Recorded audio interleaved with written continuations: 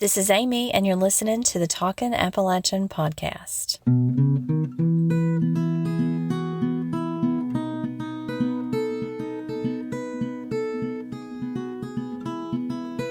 Hello, and welcome back to Season 3 of the Talkin' Appalachian podcast. This is turning out to be such a exciting season, and I'm so thrilled about the guests that I'm bringing on the show, and I hope that you are too. And I just want to say thank you.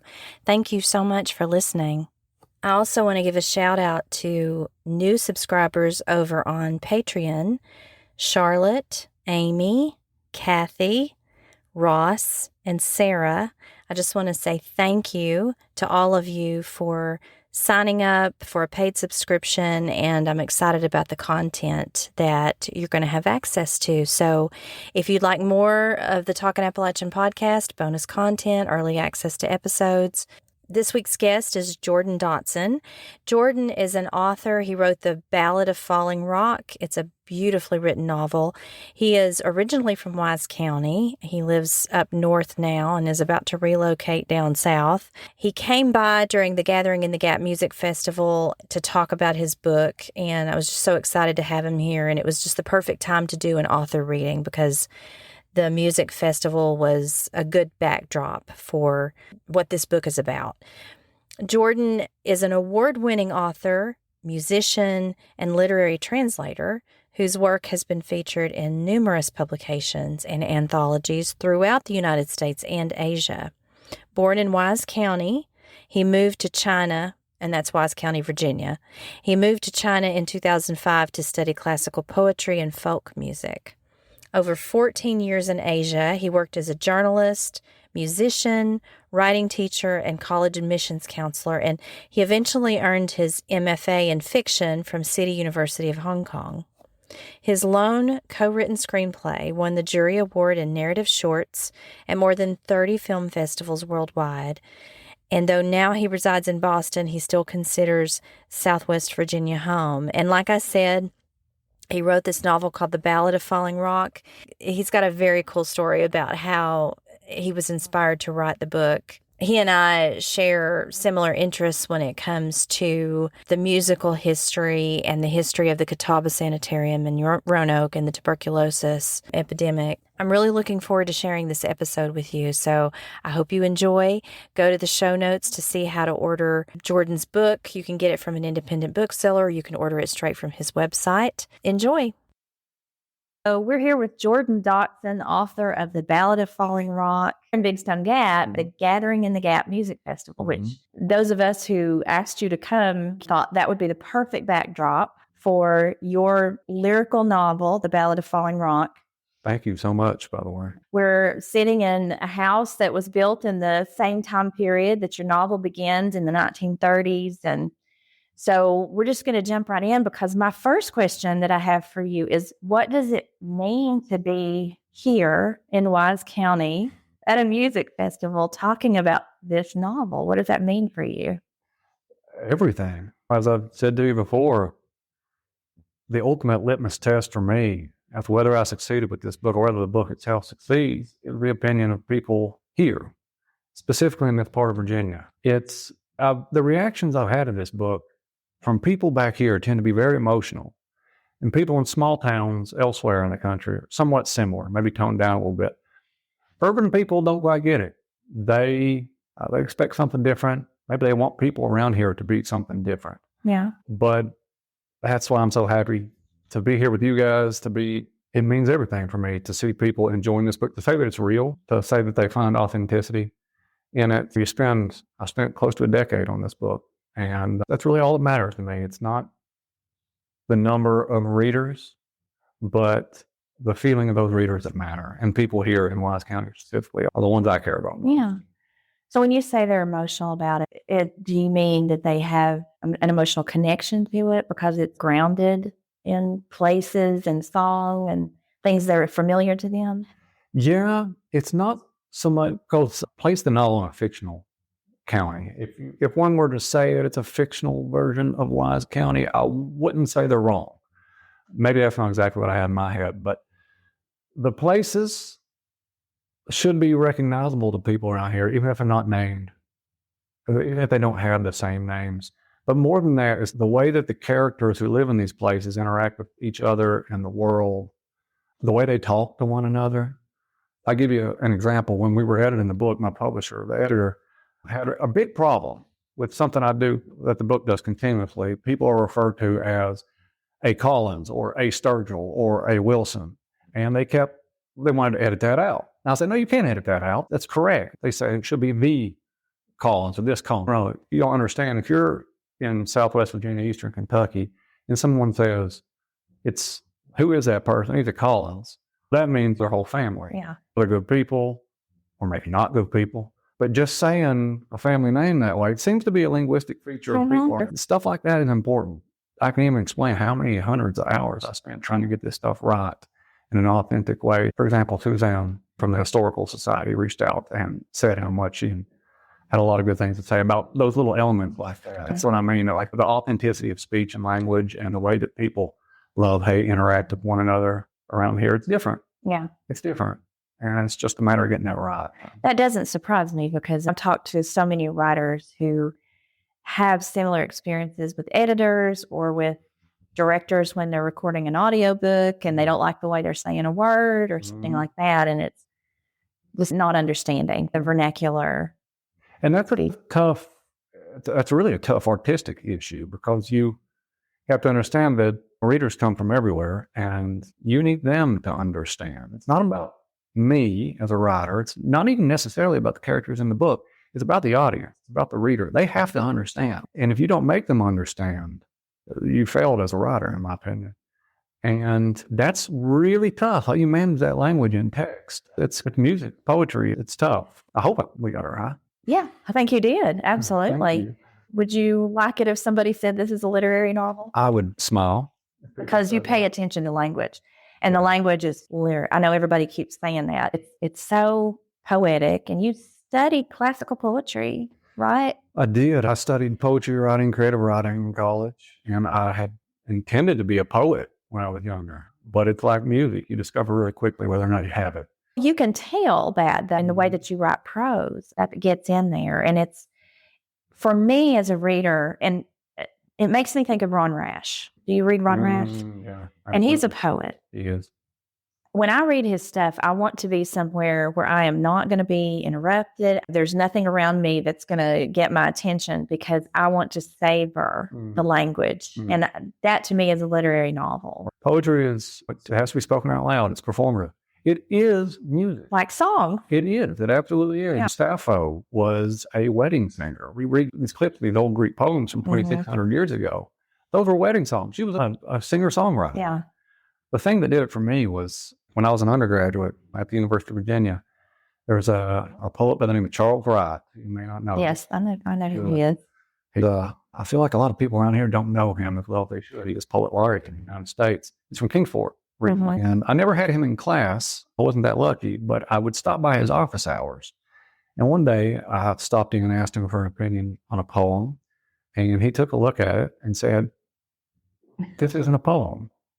He said, "It's a country song."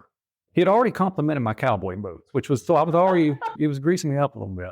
But at first I was heartbroken. But then he said, "That's not an insult." He said, "It's musical." And he said, he gave me a piece of advice. He said, "If you want to write poetry, I suggest you spend the next 3 years only writing in poetic meter, only writing in pentameter, hectameter, stuff like that."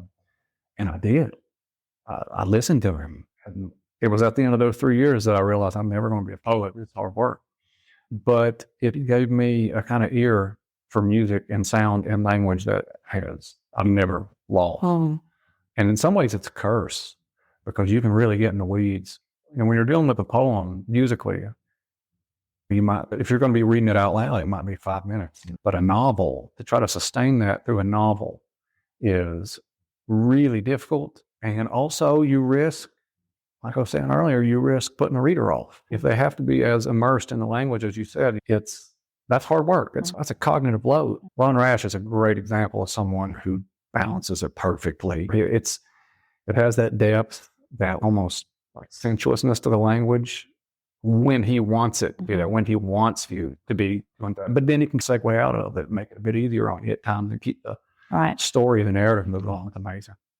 Well, this is a novel about a musical family, lots of father-son relationships, but music is a central theme, and it starts with Saul Crabtree, and it moves its way down the generations.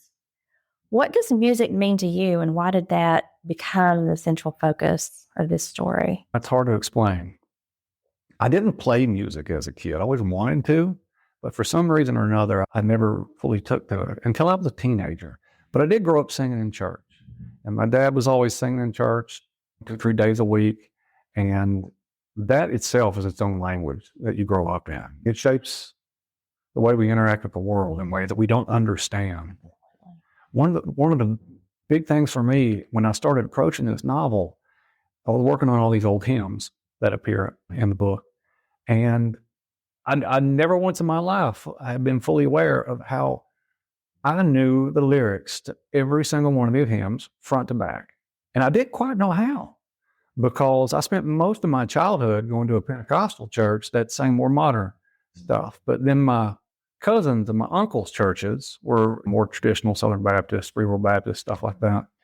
And I spent a lot of time there, having my family preacher. It's like you don't understand how you have all this music within you, and then 3 decades later, it can just come out crystal clear. And that, I think, was maybe where the impulse came from, to unpack that, figure out where that music comes from and how it becomes a part of your life, certain songs and memories can be milestones for certain times in your life, emotions that you felt. That's really the big theme of it all. And then, of course, later in life, I came to music and performed for a long time. And when I gave up poetry, I attempted to be a songwriter for a while, and that was an education in itself.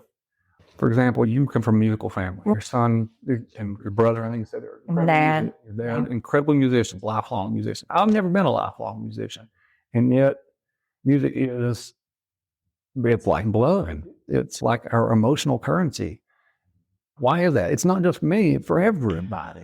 I think my opinion is in Appalachia, especially. We had music before we had anything else. When people came here, right, from the old country, they didn't have anything, but they had their instrument and they had their song. And those songs could be passed down like heirlooms. And before people could read, they could sing and they could teach through singing and they could teach. So I really think it is in our blood. I think that's when so much of what country music, for example, so much of what that is today started here, started in Bristol. And you talk about, that was going to be one of my questions too, is about your research. You talk about Ralph Peer, who first recorded the Carter family. And I actually pulled out of my Victrola some Carter family records. Oh, wow. These are all the Carter family records that I had in a talking machine that I inherited. And this is the original Victor? These are the shellac 75s in the original sleeves.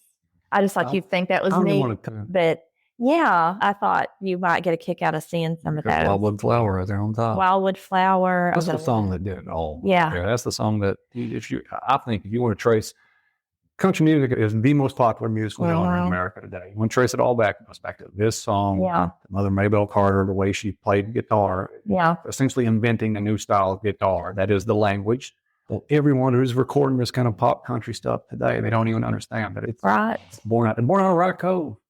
I remember my granddad playing the Victor talking machine. He would wind it up and he'd put the record on it. And on snow days, that's what we did for fun, especially if we didn't have electricity. He'd say, let's play. And I go, you don't realize when you're younger, you just don't know what that means. You don't realize it until you're older. It's like traveling with my dad, who was in a gospel quartet, and I've been in so many churches. Yeah. And I grew up in a Free Will Baptist church.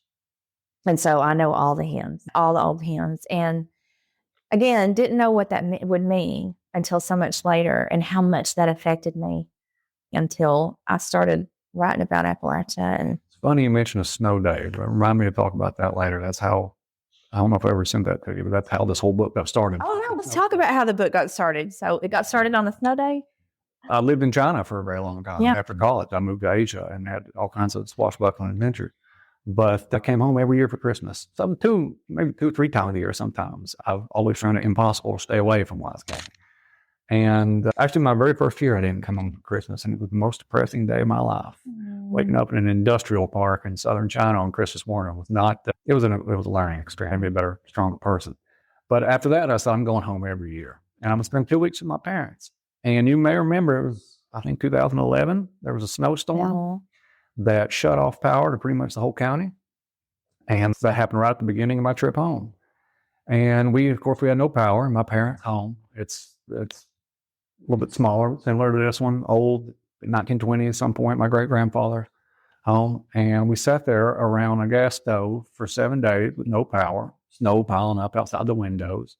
And we're all shivering. And what do you do when you're with your family in the middle of a dark Appalachian blizzard? Tell stories. Tell stories.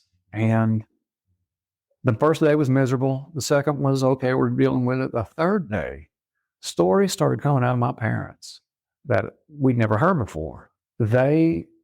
It was some of the most fun I've ever had in my life. Stuff that you don't even know about your parents. Things that clarify things from your youth. Wild stories, crazy stories. Some of the stories that appear in this book are versions of these things that I learned. And it was incredible. It was probably one of the most important weeks of my life. 1 year later, I came home again for Christmas. And I was back in my childhood house. And that very first night, I woke up in the middle of the night and basically had this story fully formed in my head. I dreamed it, woke up, and rolled over and started writing, putting the notes down. And that's how it took me 10 years to write that book, but it's like God gives you the story and then through a very staticky speaker, and you got to figure it out and get it right. I had no idea at that point that my grandfather, my mom's father, who died when she was a teenager, he'd been a singer. He'd been a really good singer. He sang on the radio, country gospel stuff. So there are some things about your family that don't get talked about when you're young, and things that are. And it took that silence of 3 days in a snowstorm to let some of those things work out. The grandson in this book, he's trying to figure out who his granddad was, and maybe I'm certain that's what I was doing too, trying to figure out who. Is that who you identify with the most, or do you identify with any of the characters that you created? I know that's a dangerous question because people are like, how much of this is real and how much of it is fiction? But there's certainly elements of me in all of them. Yeah. And elements of everyone in your life. You mine reality for that stuff. I think perhaps I could say that any emotions that the characters feel are emotions that I've felt.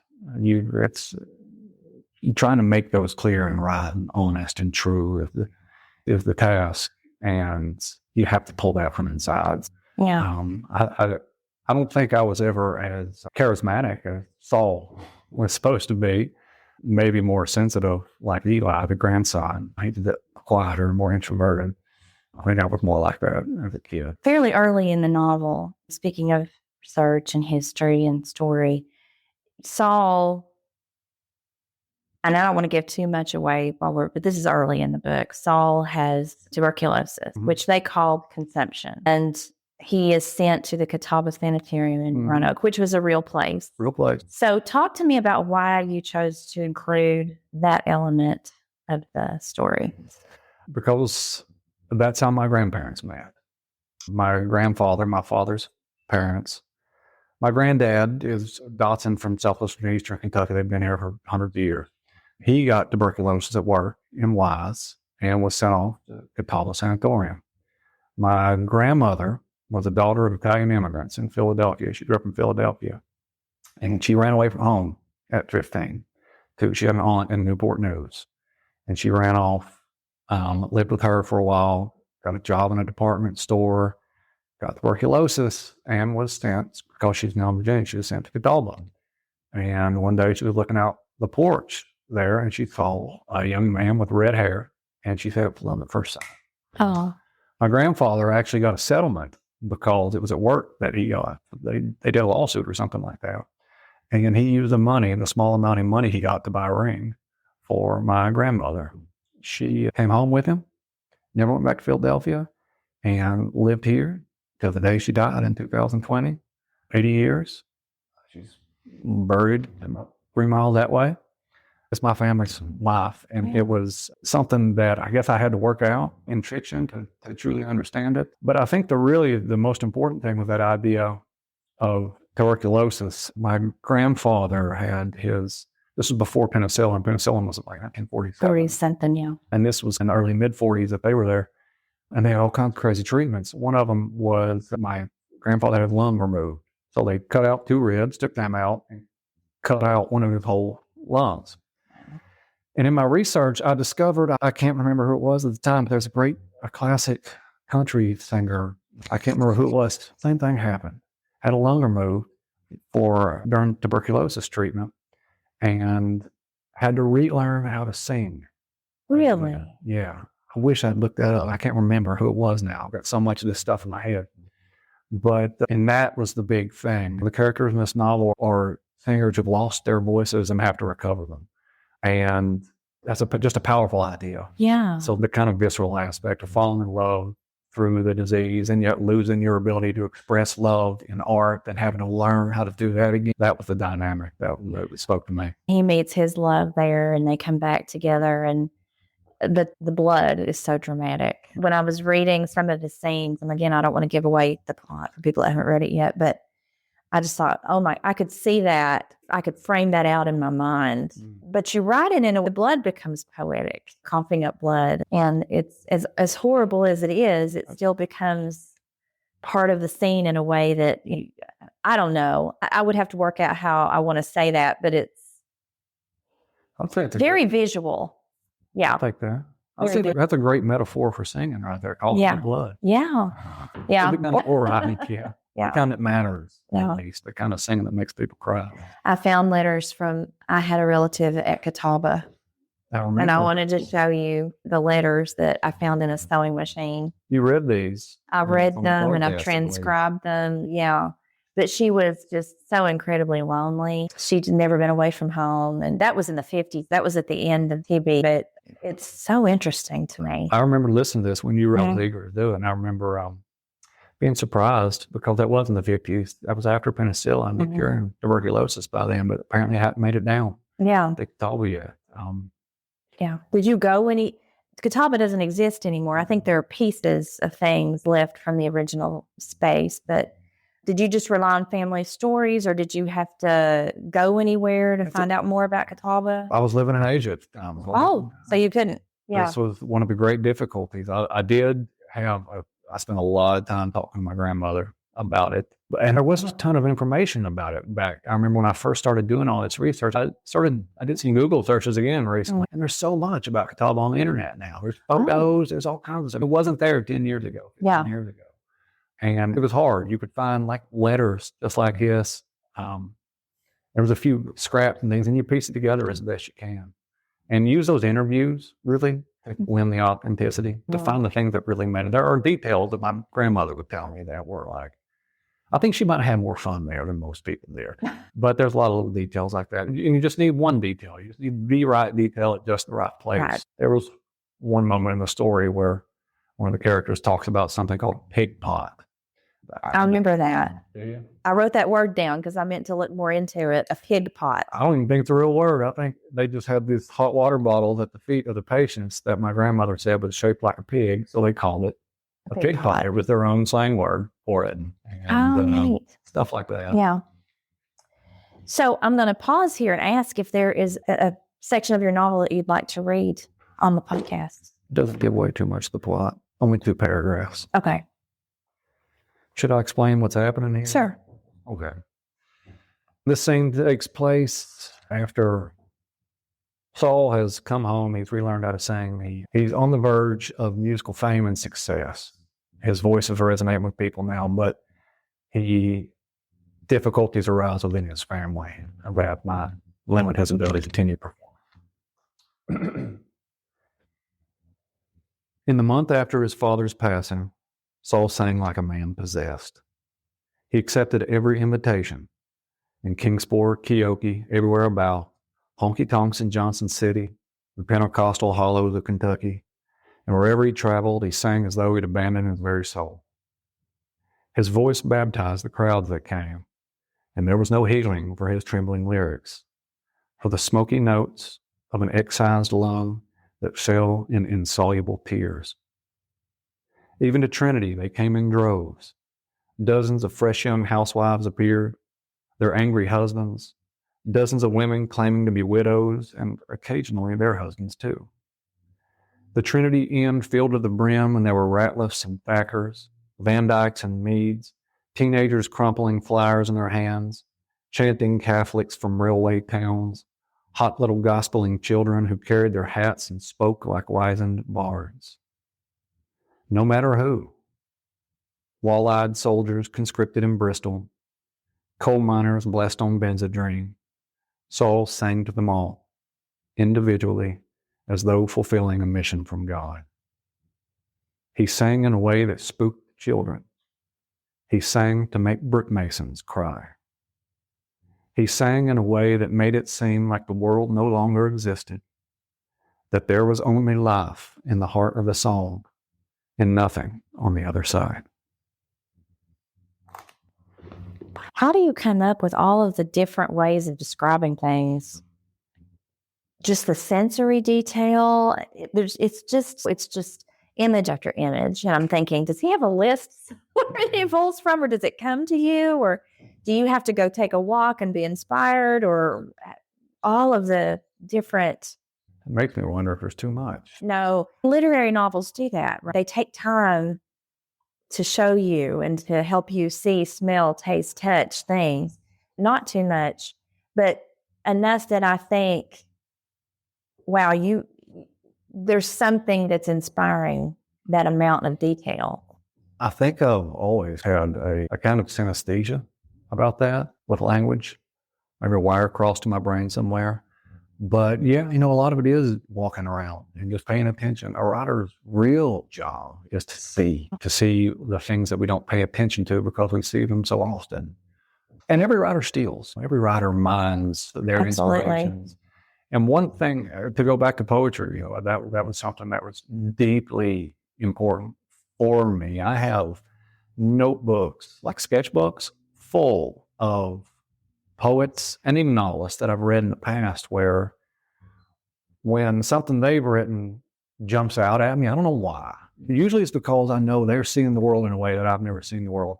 I've got notebooks full where I've handwritten those things down, stacks up and going back years and years and years. And eventually you absorb those things. So it's an autodidactic education in the way that other people use language and the way that they see. That have happened to me as a reader throughout my life. I remember the biggest one was the Colombian author, Gabriel Garcia Marquez. It was 100 Years of Solitude is one of the greatest novels of the 20th century and set in South America. But to me, it was Appalachia. It was people and families or like around here. But I remember reading it and just realizing there's a depth to what that writer sees in the world. And just like music, you got to practice it. You got to get in there and decide that's what you're going to do as a writer, show things to people that they might not. Or even as a poet, I think their job is to articulate the things that are hidden behind our vision. Something like that. Yeah. Does that make sense? Yeah, it does. It does. So one of the things I love about the book, because I love reading it, is would you call it magical realism, what you're doing in there with the ghosts and the haunting and it seems to be that the family is a little bit cursed. And there's some darkness around this family, and there's that element of otherworldliness happening. And I think in Appalachia, I suspected that your background coming from here may have inspired that, because I've got a bottle tree right here. Bottle tree, the superstition is it captures spirits, but I think it's pretty. But I love that it's got that element of superstition around it. So talk to me about that thread, which you wove through the book. 100%. Yeah. If other people were to call it magical realism, sure, fine, that's great. That's what academics do. Yeah, that's a technical term. Right. They look at art and put labels on it so they can understand it and categorize it. For me, it's just the way people talk. Yeah. It's just the way people talk here. Like we live in a place or grow up in a place where it's deeply religious. People are deeply religious, but everyone also believes in ghosts. These things are not mutually exclusive. It coexists within the culture and the language that we use. So when the moon turns blue or something in this book, to me, I don't need to explain.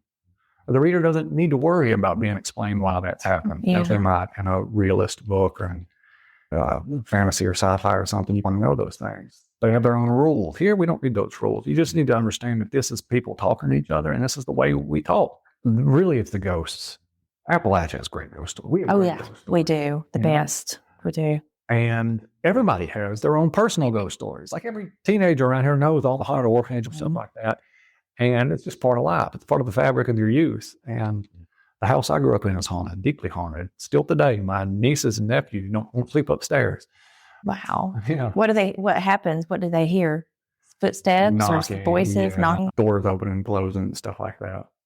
And you don't need to explain that. It's really boring, not fun to try to explain that. Yeah. It's better to grow up in a family that has ghost stories. Yeah. So in fiction, we can do that. You can let the ghost stories be real, and because they are real for us. So that was part of creating the place. That was part of place for you and putting that in the fabric of the background and everything. The Native American story. Let's talk about that, because Falling Rock is the name of someone in this story that is carefully woven throughout the book and maybe echoes what's happening in Saul's family too. I had never heard of Falling Rock. Now I've heard of Chief Benji and all of that. Talk to me about how that made its way into the work. That's tricky business, actually, because I'm not Cherokee, and you can do a ton of research, but that's not really what I was going for in this. What I was going for, that Falling Rock story is one. If you get on the internet and look it up, you'll find that it appears all around the region in little different ways. It's a story that a lot of people's parents tell them growing up. But over the course of the novel, the story gets told and retold in different ways by different people in different times. And that is what was interesting to me, how stories can travel through time, how they reflect the people telling them as much as the story itself. Now, like a lot of people around here, you grow up being told that you have Cherokee ancestry, and a lot of people do, and very few people understand it.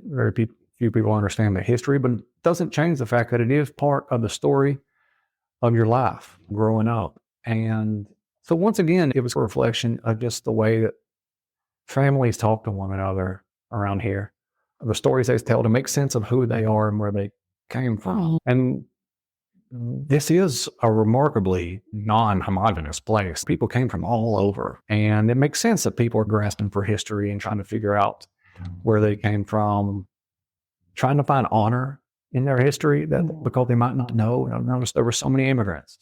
It's complex, but to me, it's not so much about the very specific Cherokee history as much as the way people in this region talk about it and integrate that into the fabric of their own histories. It's interesting that now people want that to be part of their heritage, but not so long ago it was not. No, that was not something that people would have. I remember when people started talking about Melungeons a lot in the 90s. It just came out of nowhere, and there was a lot of back and forth about it. A lot of people didn't want to talk about that. Oh no, I remember going and talking to Brent Kennedy, and he said he got hate mail, death threats. Yeah, I believe it, because he was writing about that. And nowadays, it's such a stereotype in Appalachian fiction. It's like, you can't have an Appalachian novel if you don't have Melungeons. If you don't have Melungeons in it. Handling preachers. Yeah. Yeah. Probably have in this novel. Yeah. So what's your next literary adventure going to be? Where's writing taking you next? That's a big question. I probably have the next 20 years planned out, actually. I've already got a complete collection of short stories that's located in China, where I lived for many years, studying and teaching. I'm nearing the end of the completion of a new novel. This one is set in South America, on a small island. In many ways resembles the tight little isolated community that is Falling Rock. Then I have some ideas to return to Red Pine County, the location of this novel. It usually takes me about 10 years to work an idea out. I would like to do a collection of short stories, ghost stories, I think. And then I've got an idea for a big novel about a family of brothers and inherits a piece of land. And I don't want to say too much about it. It's something that will take me a long time to work out. Maybe 20 years before that one's done. But that's the one that's really working its way out of my subconscious right now. That's great that you have all of that planned out. Wonderful. It might not work out. We'll see. But you have the ideas. That's half the battle right there, is having the ideas. Wonderful. What made you want to go to China? I'm just curious. When I was studying poetry as an undergraduate, my senior year, I took a seminar called Poetics of Ecstasy. And for one assignment, I had to read all these different translations from around the world. And I read, the book was edited by a poet named Sam Hamill. And the poem that I discovered a poem in it that translates to Bamboo Mat by a Tang Dynasty poet named Yuan Zhen. 20 characters, like a very short little poem. And I read it, and I remember sitting in Alderman Library and being knocked out of my seat because it was a 1,000-year-old poem, and it was a country song. It was a story about a guy, an old man whose wife has died, and he's staring at the place where she slept, and he's unwilling to put away the mattress that she slept on. Oh. And there's this silence in it that, to me, it was pure Hank Williams. I used to always say that the great Chinese poets of the past, Li Bai Du, they could walk into a bar, sit down next to Hank Williams, and stumble out 3 hours later, best friends. I loved it. And to make a long story short, I changed my direction. I thought I would go to grad school and study this stuff. But in order to do so, I would have to learn the Chinese language. So I took a year off to go have a little adventure in China and start learning the language. Quickly, I realized 2 things. One, I would never learn the language well enough to be able to mine old poetry that way. But that was 2006, 2005, 2006, and Southern China was like the epicenter of the universe. I remember being in a hotel, looking out the window in the city and counting 82 cranes on the horizon, putting buildings up. And it was like, man, something is going on here. And I accidentally fell into a career teaching and writing over there, and I stayed. It was fun. And then it just became life after a while. Wow. What a rich experience. It was something. Yeah. It was something. Jordan Dotson, thank you for being on the podcast and for writing this beautiful book. And again, for listeners, it's called The Ballad of Falling Rock. Go first to your independent little bookstore and see if they can get it for you. Thank you so much. Thank you for being on the podcast, and I look forward to seeing what else you write. Thank you so much, Amy. My pleasure and my honor to be here.